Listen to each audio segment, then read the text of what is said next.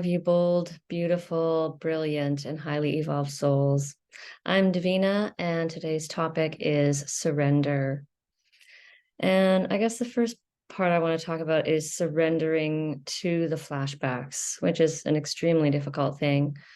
But what I guess was noticing in myself is often a self blame for the flashbacks and thinking that I should be able to change it or get out of it or make it go away in some way. So anyway, these are some of the thoughts that I wrote down when I was having these flashbacks. I shouldn't feel this way. What I'm feeling is wrong.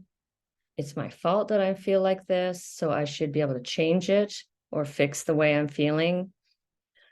I should be able to make this flashback go away. I must be doing something wrong. If I have this flashback is my fault. If I just did the right thing, it would go away. So, yeah, I think along with the flashback for me anyway is this sense of like often like kind of a fighting it or a resistance or a just like it's my fault. And so I'm trying to make it go away. And we do have, like, in my view, 90% of it, or maybe even 95% of the flashback is just, we don't have power over that. We don't have control over that. So that is the place of surrender, to just, allow the flashback, allow the feeling, allow yourself to feel whatever you're feeling. And this is really, really difficult when, number one, we've been brainwashed to gaslight ourselves, so we may not even admit to what we're feeling. And the secondly, we've been also conditioned to shame ourselves for that feeling. So then feeling bad about what we're feeling. So then it's, it just creates double the pain. Surrendering is quite a difficult thing, but just to make that intention of, just allowing it and just practice. And it just takes practice and practice and practice. And I find the more flashbacks I go through, and the more that I go through the flashbacks, the more the shame is reduced. And the more the shame is reduced, kind of the easier it is to deal with the feelings of the flashback, because I don't feel so much shame about it. And I also wrote this little thing while I was in this flashback about how I could change my kind of thinking to, there's nothing I can do to change how I'm feeling. I am not in control of this flashback. These feelings are the result of my parents' abuse and neglect. And so that way it's very similar to like ACA's first 3 steps, which are about surrender. The first one, the Tony A's step, basically says, I am powerless over the effects of, I'll change it to narcissistic abuse. I'm powerless over the effects of complex post-traumatic stress disorder. So it's just admitting that, we don't have that power. Mostly there's nothing we can do about a flashback hits, and it's there for whatever length of time it's there. And as I said, there's maybe that little 10% or 5% that we can maybe, by meditating or doing yoga nidra, or maybe, maybe we can reduce it and diminish it a little bit, or just make it feel a little bit more manageable. But in my experience lately, it's just sit and endure it, and that's really hard. So I think I've mentioned in another video, my favorite phrase right now is just, I can be with this. I can be with this. This is a wave. This is a flashback. It will pass, and I guess just surrender in general. The other 2 steps following that in ACA is coming to believe that a higher power, or God, or whatever you want to call that, that supreme being, is going to bring me greater clarity, is going to help me along this path and support me.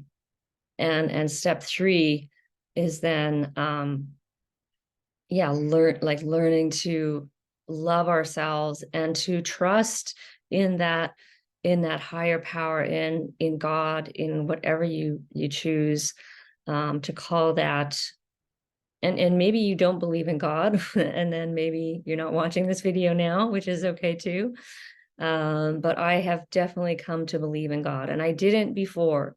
And I'm still not even sure what to call that, because God sounds it's so male oriented, I sometimes say Yahweh, because Yah is the feminine and Way is the masculine. So I feel that's a more encompassing term for me. So when we surrender to what God, Yahweh, Spirit is wanting for us, and when we trust that God is a really, truly loving parent, unlike our parents, God truly wants what's best for us and will guide us to what I believe is awakening and bliss eventually. I don't know how many lifetimes that takes, but and so it's a sense of, like, for me, it's just an inner, like, when I get really quiet, I can just feel, and maybe you're familiar with this, like, just a sense, like something will come up and you'll know what the next thing to do is. And that's often all it is just knowing what the next thing is. And letting that, I find, like, the more I get into my chest and my heart and out of my head is where I find, my truth and what God is wanting for me to do. And sometimes I don't do it because I am such, I'm so, like, I'm still so really messed up. And I've realized, even after so much healing, like, I don't know, I've cried like a gazillion times, been through like thousands of flashbacks, and yet it can be very frustrating for me, and probably for you too, to be like, oh my God, I'm still in these. And that's part of the humility of it, is to understand how deep, how strong these conditionings are. What I was discovering this weekend was just like how, like, I can still be codependent, and I can like still be in these addictive kind of patterns. And it can be so very, very frustrating. And yeah, I guess in the end, humbling. Um, and yeah, so it's, surrendering to God and to what God wants. And if we just take a moment to pause and to get out of our head and our thinking, because our thinking is messed up. I'm going to speak for myself, but often my thinking is messed up. And I can't always rely on that for making choices. I have to go to something that's deeper and truer, and I can usually get that through meditation, is to reach, I don't know what it is, but it's not my, it's not my regular mind. It's like, a wisdom or an intuition that comes to me. And I still don't know, all the time, is this God? Is this intuition? Or am I just operating out of my conditioning and this fucked upness, So I don't always know. And I just keep trusting that I'm doing the right thing. And even when you don't get the so-called right thing, I believe it's, no matter which way you go, you really can't get this journey wrong. You really cannot get it wrong, because you go A and there's going to be healing that way. You go B, there's still going to be healing. And, the flashbacks are going to be, in my opinion, inevitable, because if we have that scar inside us of anger, then eventually we're going to attract something that's going to trigger that anger, so that we can heal that anger, which is a good thing. But of course, experiencing the flashback is very, frustrating, painful, difficult, yeah, sometimes just excruciating.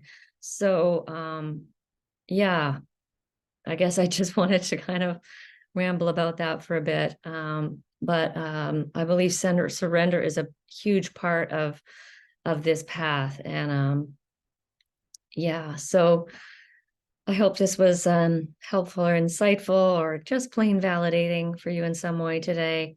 And I'm wishing you many, many blessings on your journey of healing and awakening. And I am Davina at Boldness Blooming.